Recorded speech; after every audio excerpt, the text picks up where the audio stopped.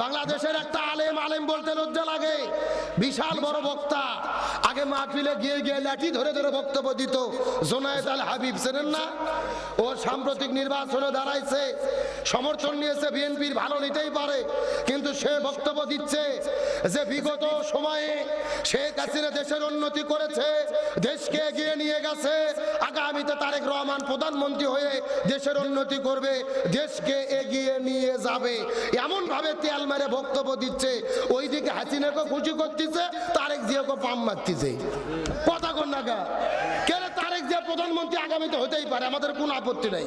তাহলে শেখ হাসিনা দেশের উন্নতি করেছে, দেশকে এগিয়ে নিয়ে গেছে, এটা কি কোনো আলেম বলতে পারে? যায় না ঘর তৈরি করে আলেমদের জেলে বন্দি করলো, আল্লামা সাঈদীকে হত্যা করলো, কত আলেমকে ফাঁসি দিল। আজকে তুমি তিয়ালার পাম মারতে গিয়ে এক ঢালে দুই পাখি মারতেছ, ওই হাসিনাকে খুশি করতে চাচ্ছ, তার মানে বোঝা যায় এরা তলে তলে ওই স্বৈরাচারের দালালি করেছে। আজকে আবার নতুন করে তারেক জিয়া তেল মারা শুরু করছে, আগামীতে বিএনপি ক্ষমতায় যাবে, হাতে রাখতে হবে। এই তেল আর পাম মেরে মেরে কিন্তু আমরা নেতাদেরকে খারাপ বানাই। কথা কন না কে? আজকে আপনি এত বড় একটা আলেম, এত বড় হুজুর, নির্বাচনে দাঁড়াইছে, নিজের দলের কোনো কথা নাই, সারাদিন শুধু তারেক জিয়ার বক্তব্য, বিএনপির বক্তব্য, মনে হচ্ছে ওই বিএনপির কেন্দ্রীয় নেতা। কথা কন না কে? মানে ওই তো বললাম তেল আর পাম চলতেছে। আজকে ইসলামী দল যখন একতাবদ্ধ হওয়ার কথা হলো, উনি বলে না অমুক দলের আকীদা খারাপ, অমুক হুজুরের টুপি বড়, অমুকের ছোট, অমুকের দাড়ি নাই, আবার তলে তলে এমন দলে যোগ দিছে, ইমানও নাই আকীদাও নাই। কথা কন না গা? যারা বলে শরীরে এনে বিশ্বাস করি না, ইমান থাকে। কথা কন না গা?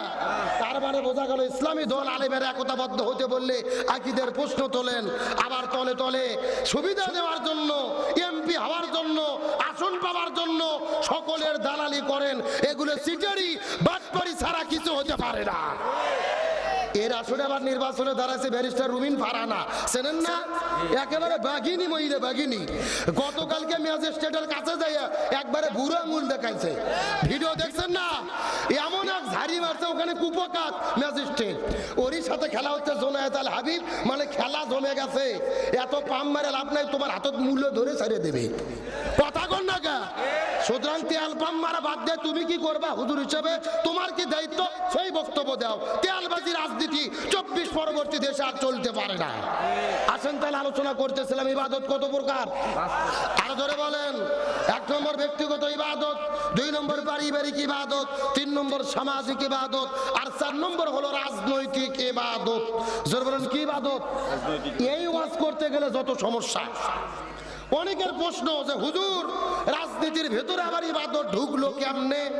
অনেকের চিনতেন রাজনীতি আলাদা, ইবাদত আলাদা, ইসলাম আলাদা, সমাজ রাষ্ট্র আলাদা। এগুলো হলো তিকদের বিশ্বাস। কারণ আল্লাহর কোরআন বলেছেন, ইন্না আনজালনা ইলাইকাল কিতাবা বিল হাক্কি লিতাহকুমা বাইনান নাস। হে রাসূল, আমি আপনার প্রতি যে কোরআন নাজিল করেছি, এই কোরআনের ভেতরে ব্যক্তি, পরিবার, সমাজ রাষ্ট্র, রান্নাঘর থেকে শুরু করে সংসদ ভবন পর্যন্ত যা কিছু লাগবে আমি সব কোরআনে সমাধান করে দিয়েছি। লিকুল্লি তিবিয়ানান, সবকিছুর ফয়সালা এই কোরআনে রয়েছে। চিৎকার করে বলতে হবে আল্লাহু আকবার। তাহলে বলেন সব সমস্যার সমাধান কোরআনে আছে না নাই? তাহলে আমি যখন বলবো সব সমস্যার সমাধান, আপনারা বলবেন দিতে পারে আল কোরআন, বললে কি কষ্ট হবে? সব সমস্যার সমাধান, সব সমস্যার সমাধান কোরআন আছে যেখানে, হাদিস আছে যেখানে। তাহলে বলেন কোরআনের মধ্যে সবকিছু আছে না নাই? কিন্তু কোন কোন নেতা বক্তব্য দিচ্ছে কোরআনের সাথে রাজনীতির কোনো সম্পর্ক নাই। নাউজুবিল্লাহ বলবেন না? যারা বলে কোরআনের সাথে রাজনীতির কোনো সম্পর্ক নাই, আমি মনে করি এদের সাথে কোরআনের কোনো সম্পর্ক নাই। কথা কন না কা? আবার এরা বক্তব্য দিচ্ছে কি আমরা শরিয়া আইনে বিশ্বাস করি না। নাউজুবিল্লাহ বলবেন না? আচ্ছা বলেন তো শরিয়া আইন মানে কিসের আইন? শরিয়া আইন মানে হলো কোরআনের আইন, শরিয়া আইন মানে হলো হাদিসের আইন, শরিয়া আইন মানে হলো আল্লাহ রাসূলের আইন। সুতরাং যারা বলে আমরা শরিয়া আইনে বিশ্বাস করি না, এরা কখনো মুসলমানের বাচ্চা হতে পারে না। আজকে আমরা আলেমেরা কোরআনের আইনের কথা বলি, তখন আমাদেরকে বলে আমরা নাকি ধর্ম ব্যবসা করি। কি ব্যবসা? আমাদের নাকি খাইয়ে দেয় কাম নাই, ওরা চাল ডালের ব্যবসা করে আর আমরা হুজুরেরা ধর্ম ব্যবসা করি। এদের পরিষ্কার করে বলতেছে আমরা ধর্ম ব্যবসা করি না। ধর্ম ব্যবসা তারাই করে যারা নির্বাচনের আগে মাথায় বড় বড় টুপি পরে। এ কথা কন না গা। এই যে নির্বাচন আসতেছে দেখবেন, যেই নেতা সারা জীবন টুপি পরেনি, ভোটের আগে মাথার টুপি, কি সুন্দর পাঞ্জাবি ইস্ত্রি করা, দাঁড়িয়ে সেভ করে না, ক্লিন সেভ করে না, কুচি কুচি দাড়ি, হাতের মধ্যে তসবিহ, আসর নামাজ পড়ে 4 বার করে। কয়বার? সেটা পর্যন্ত বাজারত বার হয়ে থাকে, মসজিদে বহু লোক কর্মীদের বলতেছে আগে নামাজ, আগে নামাজ, নামাজ পড়ছে। পরে আবার আপনাদের আনোরা বাজারে আসে মসজিদে বহু লোক, নেতা বলতেছে নামাজ নামাজ, কর্মী বলতেছে হুজুর আসর নামাজ তো এর আগেও 3 বার হলো। তখন নেতা বলতেছে সমস্যা নাই, ভোটের আগে 6 বারও পড়া যায়। কথা কন না কা। তাহলে ভোটের আগে আল্লাহর ওলি সাজে, জিবরাইলের খালাতো ভাই হয়, মনে হয় জান্নাত থেকে পালিয়ে এসেছে, এমন লোক আছে না নাই? সুতরাং পরিষ্কার করে বলে আমরা হুজুররা ধর্ম ব্যবসা করি না। নির্বাচনের আগে যারা মাথায় টুপি পরে, মুখে দাড়ি রাখে, বড় বড় পাঞ্জাবি পরে, আল্লাহ আল্লাহ জিকির করে, তসবিহ পরে, ভোট চলে গেলে টুপিও ছাড়ে, নামাজও ছাড়ে, জিকিরও ছাড়ে, এরাই হলো সবচাইতে বড় ধর্ম ব্যবসায়ী। আমরা সারা বছর ধর্মের কথা বলি, নির্বাচনের আগেও ধর্মের কথা বলি। আপনাদের মতো সেদুন আল মুতুল্লি না। তাহলে চিৎকার করে বলেন কোরআনে সব সমস্যার সমাধান আছে না নাই? এখন বলেন তো বাংলাদেশে ভণ্ড পীর আছে না নাই? এ জোরে কর না গা। আমি হক্কানি পীরের বিরুদ্ধে কোনো বক্তব্য দেই না, তবে যারা ভণ্ড তাদের বিরুদ্ধে কথা বলতেই হবে। বর্তমানে বাংলাদেশে 48,000 পীর। জোরে বলেন কয় হাজার? বর্তমানে যেই রকম পীর ওই রকম মুরিদ, ওই রকম জিকির আছে না নাই? আমি কি দু একটা বলবো? আল্লাহর ওলি খাজা বাবা, বিশ্বের ওলি খাজা বাবা, ফরিদ পুরের কেবলা জাগান, তোমার জন্য কান্দে বাবা লক্ষ জাকের। এ কথা কোন দুই কান্দর 2 ফেরেশতা আছে না নাই? 2 ফেরেশতা কলম বের করে শুধু দাঁত দিয়ে কামড়াচ্ছে। আল্লাহ বলছে কে ফেরেশতা দাঁত দিয়ে কলম কামড়াও কেন? ফেরেশতারা বলতেছে আল্লাহ আমরা তো বুঝবের পাননি, লিখবো কি? কোরআন হাদিসে হোকামুখি কোতাকুতি কোন জিকির আছে? বুখারী শরীফের হাদিসে এসেছে জিকিরের সহি শব্দ হলো 4টি। জোরে বলেন কয়টি? সুবহানাল্লাহ, আলহামদুলিল্লাহ, লা ইলাহা ইল্লাল্লাহ, আল্লাহু আকবার। এই 4টা শব্দ ছাড়া সহি কোন জিকির। অথচ বাংলাদেশে জিকির হয় বসেন বসেন বইসা যান। এ যুবকেরা কথা কও না কা। তাহিরিকে চেনেন না? তাইরে এইবার আবার নির্বাচনে দাঁড়াইছে মোমবাতি মার্কা। কি মার্কা? গত 3 বছর আগে ভোটে দাঁড়াইছিল, 5 বছর আগে হাসিনারা বলে ডাব মার্কা। কি মার্কা? জনগণ ডাব তো খাইনি, ডাব কেটে মাথার ঢালছে। আর এইবার দাঁড়াচ্ছে মোমবাতি মার্কা নির্বাচন। শীতের দিন কি হয় আল্লাহ ভালো জানে। গত সপ্তাহে দেখলাম তিনি তার ব্যক্তিগত জীবনের রিপোর্ট প্রকাশ করেছে। তিনি তার হলফনামাতে লিখেছে যে লক্ষ লক্ষ টাকা তাইরির ইনকাম আসে কোথায় থেকে? বলতেছে ব্যাংকের প্রাপ্ত সুদ থেকে। যেরকম সুবহানাল্লাহ। কি ছেড়ে একটা আলেম হয়ে সুদের টাকা আয় দিয়ে নির্বাচন করতেছে। যেরকম নাউজুবিল্লাহ। আজকে এগুলো দেখে জাতি কলঙ্কিত, আলেম সমাজ কলঙ্কিত। কতক্ষণ ঠিক কিনা? এরকম পীর আছে না নাই বাংলাদেশে? আবার চরমোনাই পীরের একটা মুরিদ দেখলাম গতকাল বক্তব্য দিচ্ছে যে আমাদের বাবা, আমাদের পীর সাহেব চরমোনাই এত পাওয়ার, একটা ফু দিয়ে হাসিনা দেশ থেকে পালিয়ে দিছে। মানে চরমোনাই পীরের ফুদ নাকি হাসিনা পালিয়ে গেছে। আবার বলতেছে সাবধান, এই পীরের সাথে কেউ বেয়াদবি করো না। এই পীর ফু দেয় আরশে আজিম থেকে ফু এনে, এক ফু যদি দেয় তাহলে সব ধ্বংস হয়ে যাবা, খবরদার বেয়াদবি করো না। ভালো খবর বোঝেন, পীর সাহেব চরমনের বিরুদ্ধে আমরা তো অন্তর্দে ভালোবেসে শ্রদ্ধা করি। তারা বিদাতি কাজ তেমন করে না, ভালো, কিন্তু ফু দিয়ে সবকিছু শেষ করে দেবে এমন বক্তব্য দিচ্ছে মুরিদ। এই মুরিদকে কি ভালো না পাগল ছাগল? পাগলে কিনা বলে ছাগলে কিনা খাই। তোমার বাবার ফুয়ের কেরামতি যদি থাকেও ওটা গোপন রাখো, প্রকাশ করার দরকার নাই। জনগণ তোমাদের ভণ্ড বলবে। কথা কন না কা। আজকে ফু দিয়ে যদি সবই হয় তাহলে নির্বাচনে ফু দিয়ে তো বাক্সরও ভরবে। কথা কয় না রে। ফু দিয়ে তুই সব উৎখাত হয়, তার বাবা ফু দিলে তো বাস্ক ফুদ্ধ ভরে যাবে নাকি? সুতরাং বলতে চাই হক্কানি পীরের বিরুদ্ধে আমাদের কোনো বক্তব্য নাই, তবে যারা ভণ্ডামি করতে চায় কোরআন সুন্নাহর সাথে যেটা সমর্থন নাই এটাকে আমরা মানবো? জোরে বলেন মানবো? আপনাদের দিকে লক্ষ্য করে গভীর মনোযোগ ভালো করে বোঝার চেষ্টা করেন। এখন প্রশ্ন করতে চাই, এই ভণ্ডামি যারা বাংলাদেশে করতেছে এদের কি কোনো বিপদ বাংলাদেশে আছে? কথা কয় না। আচ্ছা বলেন তো, বাংলাদেশে জিকির করলে কোনো বিপদ হয়? নামাজ পড়লে কোনো বিপদ হয়? হজ করলে কোনো বিপদ হয়? একটা মাত্র ইবাদত বাংলাদেশে করলে বিপদ হয়, আপনারা বলতে পারবেন ওই ইবাদতের নাম কি? গভীর মনোযোগ ভালো করে বোঝার চেষ্টা করেন। এই বাংলাদেশে নামাজ পড়লে বিপদ হয় না, হজ করলে বিপদ হয় না, যাকাত দিলে বিপদ হয় না, জিকির করলে বিপদ হয় না। এই দেশের ভেতরে তারাই বিপদের মধ্যে পড়েছে যারা জমিনের ভেতরে কোরআন বিজয়ের আন্দোলন করেছে। আর ইহাকেই রাজনৈতিক ইবাদত বলা হয়। ভালো করে বোঝেন, আমাদের নবীজি রমজান মাসে 16 দিন রোজা রেখেছে। জোরে বলেন কয়দিন? 17 রমজান সকালবেলা নবীজি রোজা ভেঙে ফেললেন, খেজুর খাইলেন, পানি খেয়ে রোজা ভেঙে ফেললেন। আচ্ছা, যে ছেলেপেলেগুলো কারা, এই মোহাম্মদুল ভাই, এরা কারা? এরা শুধু ঘুরতিস হইতেই করতিস। মানে আমার দিকে গভীর মনোযোগ লক্ষ্য করুন। তাহলে নবীজি কতদিন রোজা রাখছে? 16 দিন। 17 রমজান রোজা ভেঙে ফেললেন, খেজুর খাইলেন, পানি খাইলেন। সাহাবীরা বলতেছে, ইয়া রাসূলুল্লাহ সাল্লাল্লাহু, এটা আপনি কেমন কাম করলেন? আপনি না 3 দিন আগে ওয়াজ করেছেন একটা রোজার এত দাম, ইচ্ছা করে যদি কেউ একটা রোজা ছেড়ে দেয় লাগাতার 60টা রোজা রাখতে হবে, আবার যদি একটা রোজা ছেড়ে দেয় আবার লাগাতার 60টা রোজা রাখতে হবে। আপনি কেন রোজা ছাড়তে বললেন? রাসূল বলতেছে, বেশি বোঝার চেষ্টা করো না। ওয়ামা আতাকুমুর রাসূলু ফাকুযুহু ওয়ামা নাহাকুম আনহু ফান্তাহু। আমি নবী যা বলি তা তোমরা করো, যা করতে নিষেধ করি তা থেকে দূরে থাকো। আবু জেহেল মদিনে আক্রমণ করেছে, আর বসে থাকা যাবে না। এখন আবু জেহেলের মোকাবেলা করতে হবে। আল্লাহু আকবার বলেন।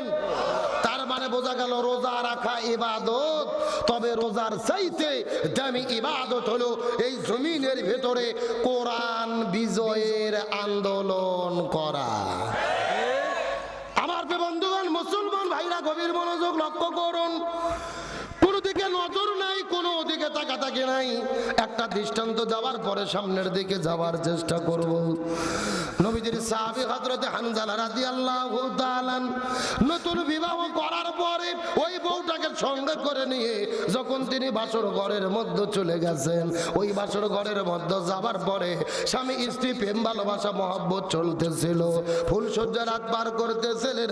এমন সময় গভীর রজনীতে মদিনার গলি থেকে কে যেন চিৎকার করে ডেকে বলে, কুতিলা মুহাম্মদ, কুতিলা মুহাম্মদ, মুসলমানদের নবী বিদায় নিয়ে চলে গেছে। এই কথা শোনার পরে হযরত হানজালা বিছানার মধ্যে বউটাকে রাখার পরে এক দৌড়ে তিনি চলে গেলেন কূপের ভেতরে ফরজ গোসলটা আদায় করার জন্য। তার কারণ স্ত্রীর সঙ্গে প্রেম ভালোবাসা মহব্বত করেছি, স্ত্রীর সাথে মিলামিশা করার কারণে তার উপরে ফরজ গোসল হয়ে গেছেন, গোসল ফরজ হয়ে গেছেন। তিনি গোসল ফরজ গোসল করার জন্য কূপের মধ্যে যখন তিনি চলে গেলেন, ওই কূপের মধ্যে যাওয়ার পরে কূপ থেকে পানি উঠানোর পর তিনি যখন শরীরের মধ্যে পানিটা ঢেলে দেবে, এমন সময় লক্ষ্য করে দেখতে পারে বাইরে থেকে কে যেন ডেকে বলে, কুতিলা মুহাম্মদ, কুতিলা মুহাম্মদ, মুসলমানদের নবী বিদায় নিয়ে চলে গেছে। এই কথা শোনার পরে হানজালা যখন পানির মগটা কূপের মধ্যে ফেলে দিলেন, আস্তে করে তিনি বাসর ঘরে চলে গেলেন। বাসর ঘরে যাওয়ার পরে বউটাকে রাখার পরে হাতের মধ্যে তরোয়াল নেওয়ার পরে বাসর ঘর থেকে দৌড়ানো শুরু করলেন। পিছন দিক থেকে তার বিবি হাতটা টেনে ধরে ডাক দে বলে, স্বামী আপনি যুদ্ধ করতে যাবেন আমার কোনো আপত্তি নাই, কিন্তু আপনার তো ফরজ গোসল বাকি আছে, গোসল বাকি রেখে কেমন করে আপনি জিহাদের ময়দানে চলে যাবেন? হানজালা ডাক দে বলে, বিবি রে, আমি যদি এখন গোসল করা শুরু করে আর মুসলমানদের নবী উদের প্রান্তরে যদি শাহাদাত বরণ করে বিদায় নিয়ে চলে যায়, হাসরের ময়দানে আল্লাহ যদি জিজ্ঞেস করে বলে, এ হানজালা, মুসলমানদের নবী জমিনের মধ্যে থেকে বিদায় নিয়ে চলে গেল, তুমি বাসর ঘরের ভেতরে কেমন করে সময় পার করলে? আমি তখন আল্লাহর কাছে কেমন করে জবাব দেব? মুসলমানদের নবী যদি বিদায় নিয়ে চলে যায় আর হাসরের ময়দানে আল্লাহ যদি আমার কাছে জিজ্ঞেস করে বলে হানজালা মুসলমানদের নবী বিদায় নিয়ে চলে গেল তুমি কেমন করে সময় পার করলে, আমি তখন আল্লাহর কাছে কেমন করে জবাব দেব? এই কথা বলার পরে হানজালা হাতের মধ্যে তরোয়াল নিয়ে ওখান থেকে দৌড়ানো শুরু করলেন, উহুদের প্রান্তরে দৌড়ানো শুরু করলেন। দৌড়াইতে দৌড়াইতে উহুদের প্রান্তরে যাওয়ার পর তিনি লক্ষ্য করে দেখতে পারলেন উহুদের প্রান্তরে যুদ্ধ শুরু হয়ে গেছে। তিনি যুদ্ধ শুরু করে দিলেন, কিন্তু লক্ষ্য করে দেখা গেল ফজরের নামাজের যখন তিনি আজান দিলেন, ফজর নামাজের মসজিদে আজানও হলো, কিন্তু হানজালা নামাজ পড়তে পারলো না, যেহেতু তার ফরজ গোসল বাকি ছিল। একদিকে ফরজ গোসল বাকি, আর একদিকে ফজর কাজা, জোহর কাজা, আসর কাজা, এক নয় দুই নয় তিন ওয়াক্ত নামাজ কাজা করেছে। একদিকে ফরজ গোসল বাকি, আর একদিকে তিন ওয়াক্ত ফরজ নামাজ কাজা করে তিনি উহুদের প্রান্তরে যখন যুদ্ধ করা শুরু করলেন, যুদ্ধ করতে করতে আসর পরে মাগরিবের আগে লক্ষ্য করে দেখা গেল পিছন দিক থেকে একটা কাফের আসার পরে হানজালার কাঁধের ভেতরে এত জোরে তরোয়াল দিয়ে আঘাত করেছে, ওই হানজালা বাসর ঘরের মধ্য থেকে উহুদের প্রান্তরে এসে শাহাদাত বরণ করে এই দুনিয়া থেকে বিদায় নিয়ে চলে গেলি।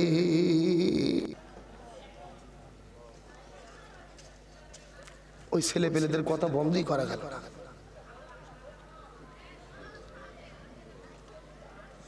না না, এই বেয়াদব মহিলাগুলো কারা?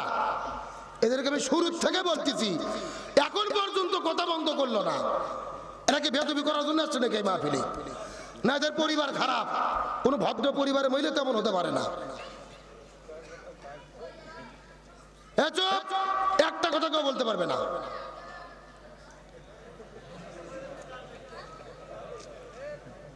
জীবনে বহুদিন ওয়াজ করছে, আপনাদের এলাকায় বহু মাহফিল করেছি। সেদিন রানীর ঘাট দাওরা হাদিস মাদ্রাসা মাহফিল করলাম, চেনেন? রানীহাটি চেনেন না?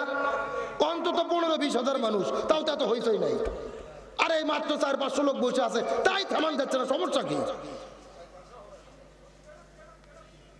আরে কিছু মহিলা এসেছে, মনে হচ্ছে সারা জীবনের গল্প যুগে নিয়ে মাহফিল আসছে। এত বড় বেদব মহিলারা।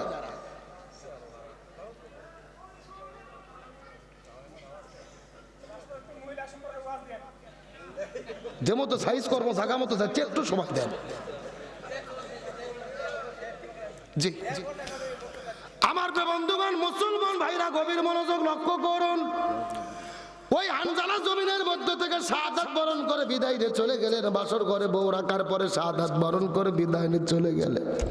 ওদের প্রান্তরে শুধুমাত্র হানজালা নয়, নবীদের ৭০ জন সাহাবী এই দুনিয়া থেকে বিদায় নিয়ে চলে গেছে। আজকেও যারা মক্কা মদিনায় হজ আর উমরা করার জন্য যাবেন, ওই মদিনায় গেলে কিন্তু লক্ষ্য করে দেখবেন ওই মদিনায় উহুদ পাহাড়ের পাদদেশে একই জায়গার ভেতরে ৭০ জন সাহাবীর কবর আছে। এই যে মাহফিলের চতুর্দিকে যেই রকম প্যান্ডেল করে দেওয়া হয়েছে, এই রকম ভাবে কবরস্থানটা সুন্দর করে ঘেরাও করে দেওয়া হয়েছে। ওই ওয়ালের ভেতরে খোদাই করে ৭০ জন সাহাবীর নাম লেখা রয়েছে। আমার নবীজি বড় দয়া করে, মায়া করে, মহব্বত করে করে, বড় ভালোবেসে, কান্না করে করে নবীজি নিজের হাতে ওই ৭০ জন সাহাবীকে কবরস্থ করে রেখেছে। মুসলমান ভাইরা গভীর মনোযোগ লক্ষ্য করুন। ওই মদিনায় যাওয়ার পরে লক্ষ্য করে দেখলাম ওই মদিনার ভেতরে হাজার হাজার পাহাড় দেখা যায়। কোন পাহাড় কিন্তু অতটা লাল না, উহুদ পাহাড়কে যত পরিমাণ লাল দেখা যায়। আমি মদিনার মানুষদেরকে জিজ্ঞেস করে বললাম, ভাই এই মদিনার ভেতরে হাজার হাজার পাহাড়ের ভেতরে কোন পাহাড় তো এত বেশি লাল দেখা যায় না, এই মদিনার পাহাড় এত বেশি লাল কেন দেখা যায়? মদিনার মানুষেরা বলে, হুজুর মিথ্যা কথা বলবো না, পূর্ব পুরুষদের কাছে শুনেছি, কিতাবের মধ্যে পড়েছি, উহুদ যুদ্ধের দিনে আমার নবীজি উহুদের ময়দানে যখন যুদ্ধ করতে গেল, এমন সময় নবীজি যুদ্ধ করতে করতে পিছন দিক থেকে কাফের আসার পরে যখন নবীজির মাথার মধ্যে হেলমেট আঘাত করেছে, ওই নবীজির মাথার হেলমেটটা ভেঙে 2 ভাগ হয়ে গেল। এক ভাগ হেলমেট যখন নবীজির বুকের মধ্যে ঢুকে পড়েছে, নবীজির দান্দান মোবারকটা শহীদ হয়ে গেছে। ওই দান্দান মোবারক শহীদ হওয়ার পরে ঝরঝর ঝরঝর ঝরঝর করে রক্ত পড়া শুরু করেছে। একটা ফোঁটা রক্ত যখন ওই মদিনার জমিনে পড়েছে, ওই পুরো মদিনা থরথর থরথর থরথর করে কাঁপা শুরু করেছে। একটা ফোঁটা রক্ত যখন ওদের প্রান্তরে পড়েছে রে, ওই উহুদ পাহাড়টা কাঁপতে কাঁপতে কাঁপতে কাঁপতে ওই সাদা আর কালো থেকে লালচে বর্ণ ধারণ করেছে।